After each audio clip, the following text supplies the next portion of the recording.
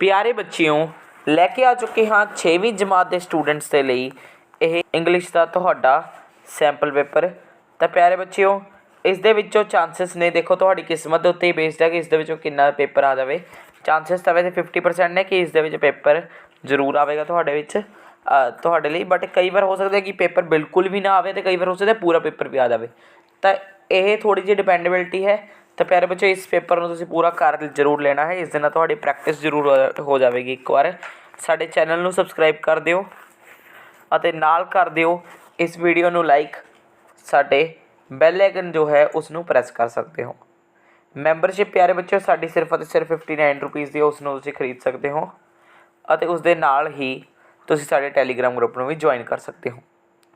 तो चलो अज की वीडियो शुरू कर दिए करांगे ये सैंपल पेपर। तो सब तो पहले तो इतने पैसेज दिता गया, पैसेज में तुसीं वीडियो पॉज करके रीड करना है। Read the passage and choose the correct option of the following questions. तो पैसेज में वीडियो पॉज करके रीड कर रहे हो, देखो।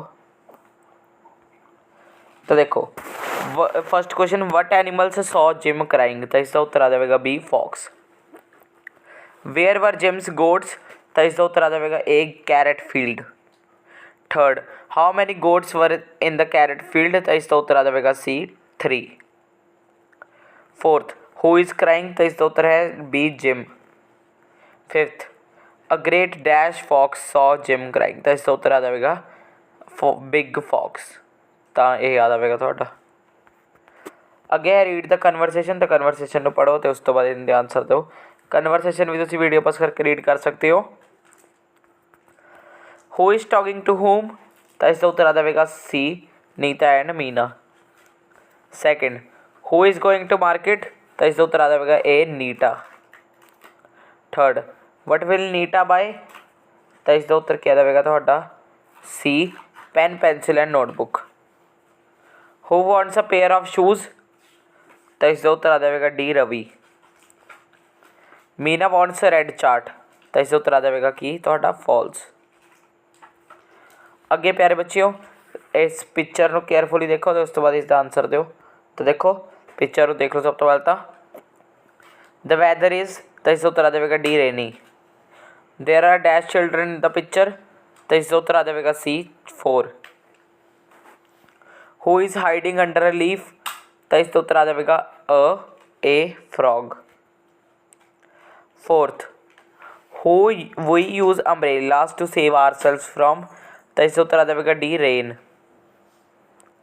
Fifth, we wear dash to save from our selves from rain. तो इसका उत्तर क्या रहेगा बी मेन रेन कोट। आगे चलते सैक्शन बी। तो सैक्शन बी के क्वेश्चन ध्यान देना सुने प्यारे बच्चों। Where does the milk come from. तो इसका उत्तर the milk come from the cows. Who became the messenger. तो इसका उत्तर little rabbit became the messenger. Again who would come and play with the tree. तो इसका उत्तर the boy would come and play with the tree. What did the crow not like about himself. तो इसका उत्तर the crow was not very fond of his black feathers. Why did the boy want a boat. तो इसका उत्तर आ जाएगा the boy had grown into a man, he needed a boat for sailing to another city. आ जाएगा आगे। चलो write the meanings of the following words in Punjabi और Hindi.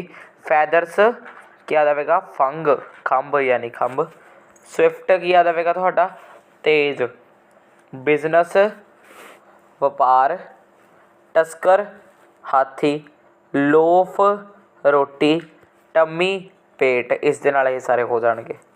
Fill in the blank with given words. Pilot cow ते aunt. A dash gives us milk. तो इसका उत्तर आ जाएगा cow. My mother's sister is my dash. तो इसका उत्तर आ जाएगा aunt. A flies an aeroplane. तो इतने आएगा डैश आएगा प्यारे बच्चों। तो डैश के फिल करा आप pilot. A dash flies an aeroplane. तो इसका उत्तर आ जाएगा पायलट। Fifth, make sentences. तो सेंटेंसेस बनाने जिमें मून है I like moon. Cow we have a cow. Puppy I like my cute puppy. Tree is a big plant. Rain it is raining heavily. Peacock I saw peacock in the park. तो ये सारे हो जाएंगे। Choose the correct option. Why did rabbits panic. तो इस उत्तर आ जाएगा B thousands of rabbits die. Second, what did the little rabbit climb, तो इसका उत्तर क्या जाएगा बी, अ ह्यूज रॉक। आगे चलते हैं। Seventh, read the stanza and answer the following question. Stanza तुम वीडियो पॉज करके रीड कर सकते हो, तो वैसे पढ़ ही देने, तो छोटा चाहिए। Always ready to flight and happy to bite nibbles like mouse. तो देखो इसका आंसर सब तो पहला है what is the name of the poem, तो इसका उत्तर है माई फरी फ्रेंड। सेकंड है what gushes and struggles out, तो इसका उत्तर है he nibbles at the food. अगे थर्ड सॉरी आपने क्वेश्चन गलत ले लिया, what does the puppy nibbles at, तो इसका उत्तर सीधा ही nibbles at the food. Next question, what did the poet bring him, तो इसका उत्तर है the poet brought him a pet home. यह हो जाएगा प्यारे बच्चों थोड़ा। Again answer the following question, why did the poet say that rain is beautiful, तब इसका उत्तर है the poet says that rain is beautiful because it comes in hot summer and settles the dust in the air and cools the heat. यह हो जाएगा प्यारे बच्चों थोड़ा। What gushes and struggle out, तो इसका उत्तर है flow out of water of rain. आगे why does the puppy growl, तो इसका उत्तर है puppy growled if you ask him to go. Section C, तो इस है Rani is going to Delhi, choose noun, तो इसका उत्तर आ जाएगा D both A and B. Second, choose plural form, tooth का की आ जाएगा teeth, goat the goats, box the boxes. Third चलते हाँ, right correct pronoun, dash is from Jalandhar, तो इसका उत्तर आ जाएगा सी अमन। अगे सैकेंड, रुक जाओ 2 मिनट प्यारे बच्चों, इस थोड़ी जी मिस्टेक हो चुकी है मेरे हिसाब के नाल, अमन की जगह पर आएगा ही इज़ फ्रॉम जलंधर, क्योंकि इतने प्रनाउन पूछा गया है, तो ही आएगा तो प्यारे बच्चे उत्तर। Dash am going to Delhi, तो इस उत्तर है आई, क्योंकि एम सिर्फ तो सिर्फ आई के नाल ही लगता है। चेंज द जेंडर, तो जेंडर चेंज करना है, टाइगर द टाइगरैस। अगे पंचुएट द सेंटेंस, इतने पंचुएट किया होया है प्यारे बच्चे इस सेंटेंस में।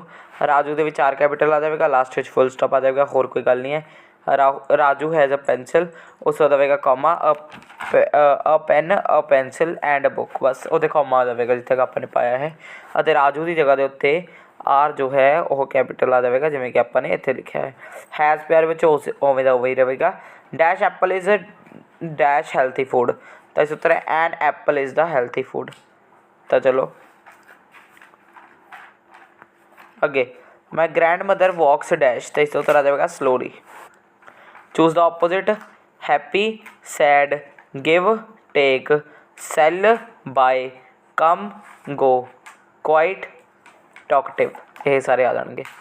Put the punctuation in the given sentence, तो पंचुएशन वास्ते सब तो डबल्यू डबल्यू कैपिटल आ जाएगा, उस तो बाद इतने आ जाएगा क्वेश्चन मार्क, तो हो जाएगा थोड़ा। अगे है ये लैटर दिते गए हैं, तो प्यारे बच्चियों एक तो है your uncle has sent you a gift on your birthday, write a letter to your uncle thanking him for the gift, या इस जगह कर सकते write an application to the headmaster of your school to grant you 1 days leave.